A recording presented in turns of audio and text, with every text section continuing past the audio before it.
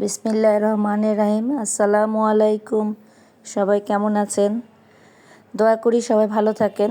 আমিও আছি আলহামদুলিল্লাহ ভালো। প্রতিদিনের মতো আজকেও একটা ব্লগ নিয়ে আসলাম আপনাদের মাঝে। ভিডিওটা যদিও আমার মেয়ে যাওয়ার আগে, আমার ছোট ছেলেটা অসুস্থ ছিল তখনকার ভিডিও। ছেলেটা কিছু খেতে চাচ্ছিল না, তারপরে হঠাৎ করে বিকেলবেলা বলতেছিল যে আমি পাকোড়া খাবো, ফুলকপির পাকোড়া। সেটা দিয়েই শুরু করলাম ভিডিওটা আপনাদের। এই তো সেদ্ধ করা হয়ে গেছে, এখন আমি বেসনে দিয়ে তারপরে এটা আমি ভাজতেছি, সেটা দেখতে থাকেন।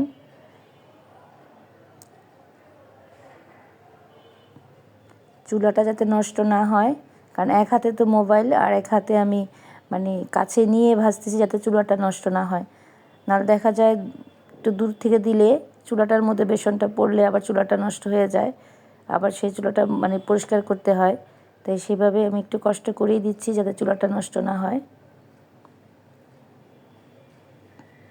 শীতের সিজনে তো পাকোড়া খেতেই খুব মজা। ভাজা পোড়াটা বেশি ভালো লাগে শীতের মধ্যে। গরমের মধ্যে যেমন, শীতেটা বেশি ভালো লাগে, আর বিশেষ করে যদি হয় শীতের সবজি।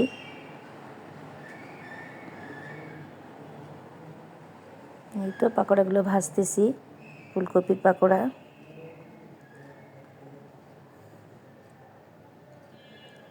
একটু মচমচা করে ভাজতেছি, লাল লাল করে। লাল লাল করে মচমচা করে ভাজলে এটা খেতে ভাল লাগে সস দিয়ে।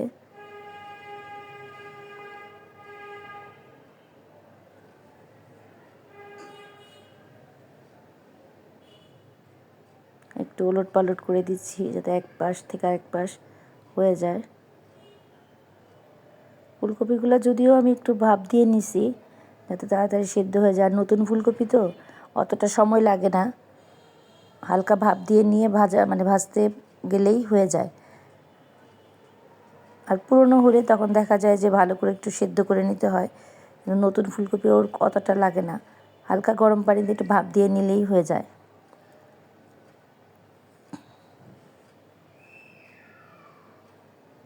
এই তো ভাজা হচ্ছে। আমি প্রথম তিনটা উঠে ফেলছি, তারপরে আবার দেওয়া হয়েছে আমার। ভাজা শেষ, এখন পকোড়া, এখন বাচ্চারা খাবে। আর জ্বরের মুখে একটু ভাজা পোড়া টক ঝাল এগুলো ভালো লাগে, এর জন্যই ভাজাটা করে দিছি যাতে একটু খাওয়া হবে। নাহলেও খেতেই চাচ্ছিলাম না কোনো কিছু। দুপুরেও ভাত খায় নাই ঠিক মতো। এই তো সস দিয়ে রেডি, এখন খাবে ওরা। যথারীতি আবার রান্নায় চলে গেলাম। রাতের রান্না, ডাল রান্না করলাম। ডালে ধনেপাতা দিয়ে এখন ডালটা ফিনিশিং শেষ। এটা আমি এখন নামায় রাখবো আরেক চুলায়। অন্য চুলায় রান্না বসাচ্ছি, ভাজি বসাচ্ছিলাম। ভাজি আর একটা তরকারি, লাউ দিয়ে মাছের মাথা দিয়ে। শীতের সবজি তো খুব ভালোই লাগে শীতের সবজিগুলা।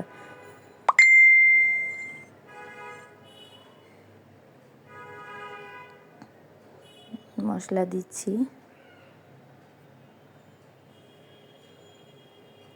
পেঁয়াজটার মধ্যে লবণটা দিলে হয় কি, পেঁয়াজটা খুব তাড়াতাড়ি নরম হয়ে যায়।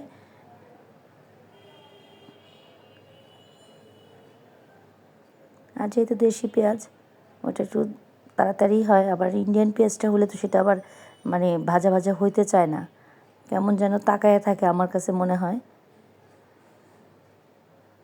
তাই পেঁয়াজটার মধ্যে লবণ দিয়ে আমি করলাম। আস্তে আস্তে মশলাও দিয়ে দিচ্ছি কষানোর জন্য। মশলাটা একটু হয়ে গেলে তারপরে আমি এটার ভিতরে সবজিটাই করব। দেখতে থাকেন সবাই। মাছের মাথাটা আগে দিব, মাছের মাথাটা আগে একটু কষায় তারপরে আমি লাউটা করব। মশলাটা যথারীতি আমার কষা হয়ে যাচ্ছে।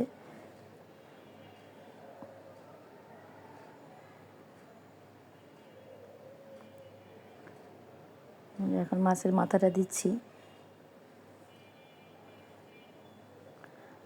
মাছের মাথা দুইটা একসাথেই।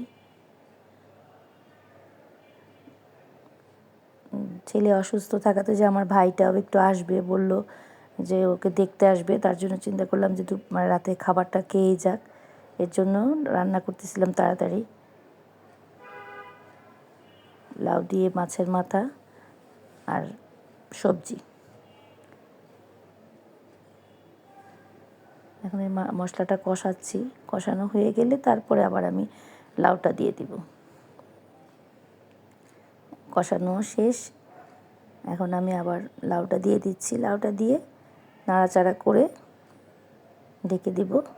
লাউ থেকেই যথারীতি পানি উঠবে। প্রথমেই বললাম শীতের সবজি, শীতের মধ্যেই সবজিটা খেতে বেশি মজা লাগে, কিন্তু ফ্রেশ ফ্রেশ পাওয়া যায়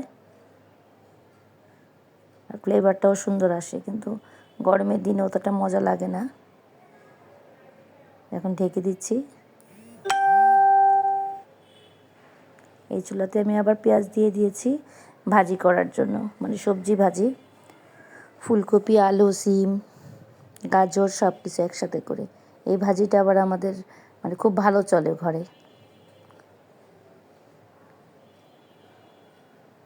একটু হলুদ দিয়ে দিলাম।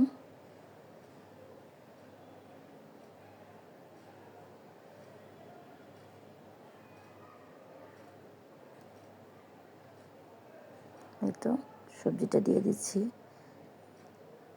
আপনারাও করে খাবেন, এই সবজিটা করে খেলে দেখবেন মজা লাগবে। নতুন আলু, ফুলকপি, সিম, গাজর, পেঁয়াজের পাতা সব একসাথে। এইদিকে আমার তরকারি হয়ে গেছে, টমেটো আর ধনেপাতাও দিয়ে দিলাম।